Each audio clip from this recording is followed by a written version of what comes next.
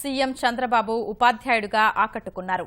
చిన్నారులకు పాఠాలు చెప్పి పాఠం ద్వారా గ్రహించిన నీతి ఏంటో అడిగి తెలుసుకున్నారు. కృష్ణా జిల్లా ఆత్కూరు జిల్లా పరిషత్ పాఠశాల దీనికి వేదికైంది.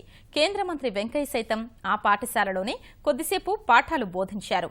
విద్యాశాఖ ఆధ్వర్యంలో ఏర్పాటు చేసిన విద్యాంజలి ప్రారంభ కార్యక్రమంలో భాగంగా ఇదంతా జరిగింది. పిల్లల్ని సానపడితే వారి నుంచి అద్భుతమైన ఫలాలు పొందొచ్చని ముఖ్యమంత్రి చంద్రబాబు అభిప్రాయపడ్డారు.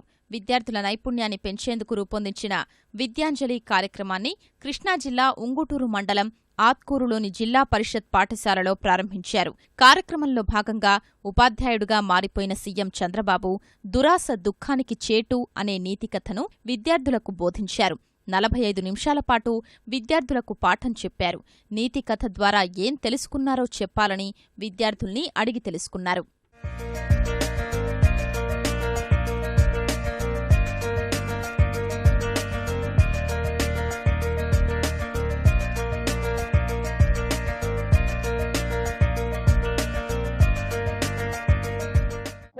ధనవంతులు అందరూ ఒకటే అని మనం తెలుసుకోవాలి. మనిషిని మనిషిగా చూడాలి, మానవత్వంతో ప్రవర్తించాలి. డబ్బులను గౌరవించడం, డబ్బులకే గౌరవం ఇవ్వడం అది తప్పు. కష్టపడితే అంతే మేలు సార్. మనకి కష్టపడిపోతే వదిలేస్తారు. మొత్తం కష్టపడి తింటే అది మనకి అమృతంలా ఉంటుంది సార్. మనకి లేదు అని ఏడుస్తూ కూర్చోకూడదు సార్. ఇంటి దగ్గర వాళ్ళకు ఉంది అని ఆశపడకూడదు సార్. మనం కూడా కష్టపడి పని చేసుకొని సంపాదించుకోవాలి.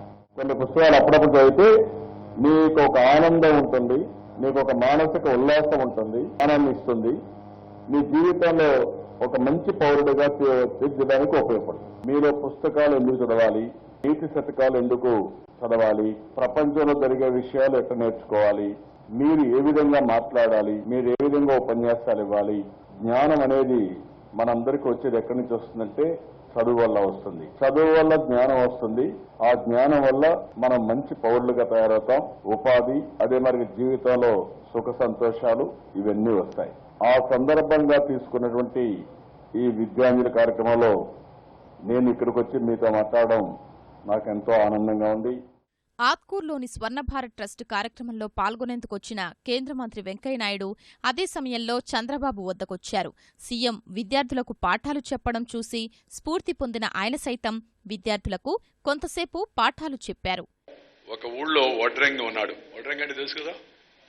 అతను అడవికి వెళ్లి పనకి కావాల్సిన చెట్లు నరికి వాటిని ఊళ్ళో అమ్ముకోవడం అతనికి అలవాటు. ఆ రకంగా జీవనోపాధి చూసుకుంటున్న వడ్రంగి ఒకనాడు అనుకోకుండా అడవిలో సుహృద్విరోచన అనే సింహాన్ని చూశాడు. అనంతరం బహిరంగ సభలో పాల్గొన్న సీఎం రాష్ట్రాన్ని విద్యా కేంద్రంగా మార్చేందుకు జరుగుతున్న ప్రయత్నాలు వివరించారు. ప్రభుత్వ పాఠశాలల పటిష్టతకు త్వరలో అటెండెన్స్, ఐరిష్ విధానాలు అందుబాటులోకొస్తాయన్నారు. మన రాష్ట్రం ఒక నాలెడ్జ్ హబ్గా తయారు కావాలి, ఎడ్యుకేషన్ హబ్గా తయారు కావాలి. పిల్లలు కూడా ఎలాంటి కష్టం లేకుండా చదువుకోవడానికి అన్ని వసతులు కల్పిస్తాం. ఎస్టీ ఏవైతే హాస్టల్స్ ఉన్నాయో అవన్నీ కూడా రెసిడెన్షియల్ స్కూల్స్గా కన్వర్ట్ చేసేస్తున్నాం. తల్లి తండ్రి తర్వాత గుర్తుండేది టీచరే. వాళ్ళ జీవితాల్లో మీరు చాలా ప్రభావితం చేస్తున్నారు. ఆ విషయం మీరు గుర్తుపెట్టుకోవాల్సిన అవసరం ఉంది. 5-6 మంది పిల్లలుంటే అక్కడ టీచర్ కూడా పోకుండా ఇబ్బందులు వస్తున్నాయి. దానికోసమే ఆలోచిస్తున్నాం. రేషనలైజేషన్ చేయమన్నాం. అవసరమైతే పక్క నుండి ఒక ఆటో పెట్టి పిల్లల్ని తీసుకొస్తాం.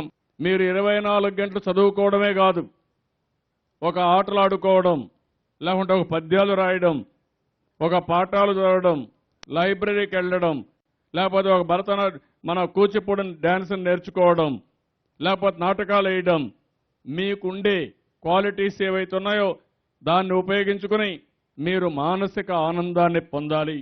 విద్యాంజలి కార్యక్రమానికి వేదికైన పాఠశాలలో చదువుకున్న పూర్వ విద్యార్థి, సీఎంఓలో పనిచేస్తున్న ఐఏఎస్ అధికారి రాజమౌళి, మాజీ ఎంపీ కంభంపాటి రామ్మోహన్ రావును సీఎం అభినందించారు. కార్యక్రమం ప్రారంభానికి ముందు బడి ఆవరణలో సీఎం మొక్కలు నాటారు.